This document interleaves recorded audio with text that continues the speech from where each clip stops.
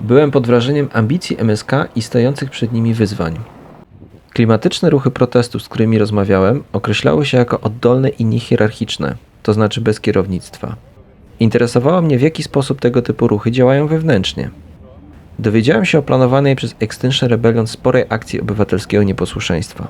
Niektórzy rozmówcy nie chcieli rozmawiać przed kamerą, natomiast prywatnie mówili o swoich wątpliwościach związanych z udziałem w tego typu akcjach. Zasadne wydało mi się postawienie kilku pytań o sam ruch oraz o ryzyko związane z aktywizmem. Odpowiedzi na nie udzieliła mi Alina.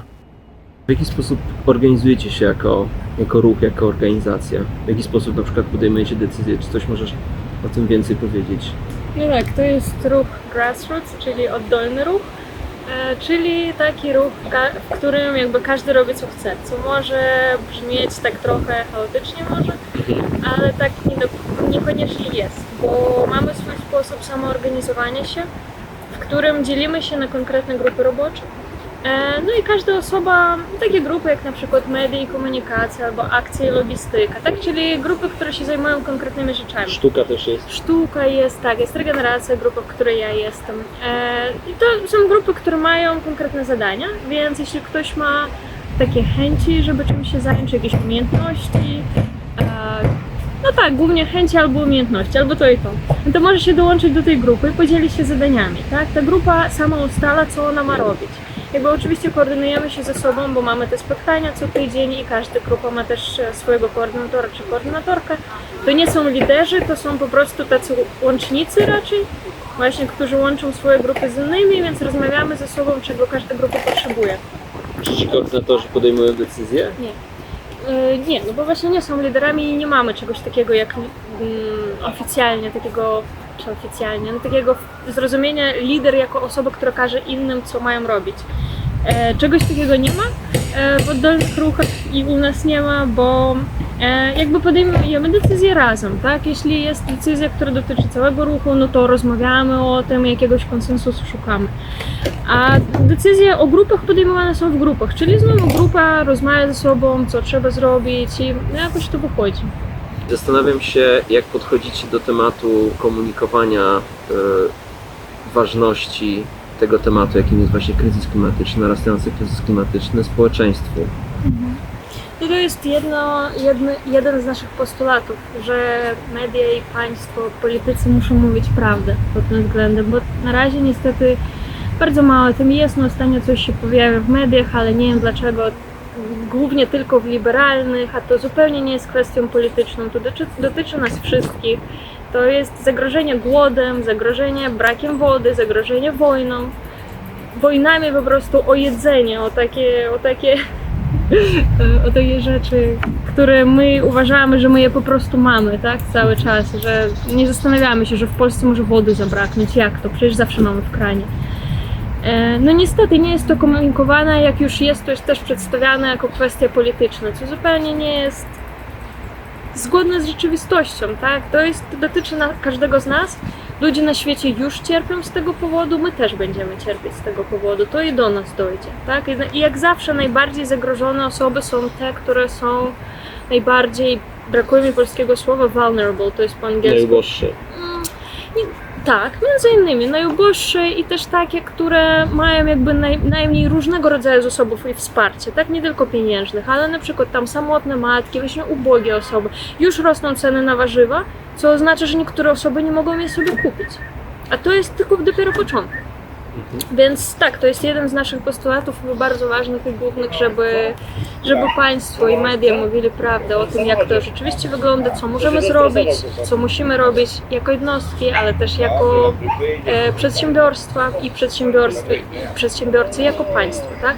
Żeby z tym sobie poradzić, potrzebujemy ogromnych zmian i jakby ludzie sami z siebie tych zmian nie zrobią, tak? To musi być na każdym poziomie i na poziomie zmiany stylu życia, ale też na poziomie no właśnie przedsiębiorstw, jak jest produkowane na przykład jedzenie i w ogóle produkty, poziomie państwa, tak, na poziomie też kontroli jakby nad tym, jak no, nad takim zarządzaniem przedsiębiorstwami na przykład i też w sprawach ekologicznych To wszystko jest bardzo szeroki temat, tak? No właśnie, bo wspomniałeś o tych takich rzeczach, które każdy z nas mógłby zrobić teoretycznie dla polepszenia sprawy klimatycznej. Na przykład wiele osób przysiada się na rower, rezygnuje z mięsa, nie korzysta z plastikowych słomek. Tego jest bardzo dużo. I z moich obserwacji ten temat właśnie takich indywidualnych wyborów jest w środowisku ekologicznym pewną osią sporu. To znaczy są ludzie, którzy uważają, że to jest coś bardzo dobrego i jeżeli ktoś chce robić coś na poziomie indywidualnym, to super i niech to kontynuuje, a z kolei inni traktują to jako pewnego rodzaju wręcz taktykę demobilizacji, że nie wystarczy, że nie będziesz korzystała z plastikowych słomek, tylko trzeba zrobić coś więcej. I zastanawiam się, jak Ty właśnie patrzysz na ten temat tych indywidualnych wyborów i w którym one są miejscu, w którym one powinny być miejscu na tej mapie działań. No, ja na pewno uważam, że to samo z siebie nie wystarczy. My możemy wszyscy się przesiąść na rower, wszyscy nie używać plastikowych słomek i nie jeść mięsa, natomiast nie powstrzymamy przez to katastrofy klimatycznej, bo są ogromne korporacje, które jakby zanieczyszczają, które wyrzucają ogromne ilości CO2 i tam innych gazów cieplarnianych do atmosfery. I o ile to, że nikt nie będzie jeździł samochodem, co w ogóle nie wydaje mi się realne jakby bez takiej zmiany systemowej, ale powiedzmy, miałoby wpływ oczywiście, to w każdym razie nie wystarczy. Więc z mojej perspektywy fajnie jest mieć świadomość i fajnie jest podejmować działania, które jakby i takie wybory, które wpływają w pozytywny sposób na środowisko. I myślę, że to jest ważne, bo też jak chcemy zmiany systemowej, to tak i tak będziemy musieli zmienić swoje przyzwyczajenie i to w jaki sposób w ogóle, nie wiem, ze światem się porozumiewamy i korzystamy z tego wszystkiego i ze sobą.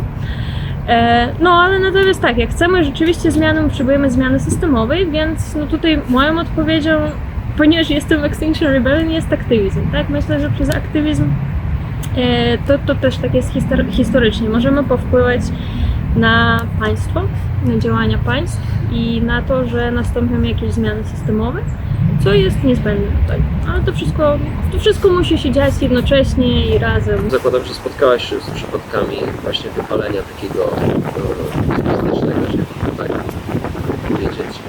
I z czego to się bierze najczęściej z Twoich obserwacji? No, ja nie wiem do końca, ja też czytałam jakby dokumenty londyńskiego XR, a oni już mają bardzo dużo z tym doświadczenia. W moim doświadczeniu to ja sama prawie się wypaliłam, bo to wynika właśnie z takiego poczucia, że wszystko jest do zrobienia na teraz i że jak nikt tego nie robi, to ja to zrobię, zrobię jeszcze to, zrobię jeszcze to, zrobię jeszcze to i później mamy tego za dużo, a to wywołuje dużo stresu. Także czujemy na sobie tą odpowiedzialność i jeśli ja coś zrobię teraz źle, czy nie zrobię tego na czas, no to zawiodę innych, więc to nie jest okej. I przez to często, nie wiem, ciężko jest zasnąć w nocy na przykład, tak? Czy po prostu się stresujemy, czy mamy takie poczucie cały czas, że nie ma takiego momentu, kiedy w ciągu dnia już zrobiłem wszystko, więc mogę odpocząć, tylko wciąż jest takie uczucie napięcia. Bo stawka jest bardzo wysoka, jakby Tak. działając starasz się wpłynąć na opinię publiczną, starasz się wpłynąć na system polityczny z powodów, z których tak naprawdę prawdopodobnie nie chciałabyś wychodzić z domu, to znaczy to się może wiązać z gigantycznym kryzysem i właśnie z takim poczuciem problemu, który wydaje się na pierwszy rzut oka nie do rozwiązania, tak? A ty to musisz dźwigać na co dzień i musisz przekładać tą wagę, która na tobie ciąży, na jakieś konkretne zadania, więc wyobrażam sobie, że to musi być bardzo obciążające. To może być obciążające i jest dla wielu ludzi, ale też nie musi. Właśnie po to jest też grupa regeneracji i różne działania regeneracyjne, tak jak na przykład imprezy, żebyśmy też mogli wyluzować, bo w takim... Ja myślę, że dużo ludzi pracujących w korporacjach to zna. I przychodzi to samo, tylko że tak, my to przychodzimy do tego, że my czujemy tak tą odpowiedzialność i to, że to jest nasze życie, nam tym zależy, a oni to przychodzą przez to, że no po prostu im tam boss narzucił jakieś tam zadania, czy czują się też, ale myślę, że ogólnie to jest znane wielu ludziom. No i w takim, każdy kto to przechodził wie, że to nie może trwać zbyt długo, że w pewnym momencie nastąpi załamanie psychiczne I taki moment, kiedy już nic nie chcemy robić, że po prostu chcemy leżeć w łóżku i żeby nikt nas nie dotykał i żeby w ogóle po prostu nic, nawet wyjść ze znajomymi to jest problem, bo po prostu ja chcę, żebym nie musiała robić nic. I każde, co muszę zrobić, nawet jeśli to jest malutka rzecz, już jest obciążające psychicznie. Więc najlepiej jest do takiej sytuacji nie doprowadzić. Najlepiej jest się regenerować, najlepiej jest rozkładać te zadania i obowiązki. Nie brać na siebie za dużo, zrobić jedną, dwie rzeczy, a dobrze, niż za dużo rzeczy bo my mamy też działać długo. Nie oszukujmy się, że teraz będzie, nie wiem, tydzień rebelii i od razu zmieni się system polityczny. Tak nie będzie. To są działania na lata, więc musimy o siebie dbać i musimy, no tak, bo jak my nie jesteśmy w dobrej formie, my nic nie możemy zrobić, a to też przekłada się na całe życie.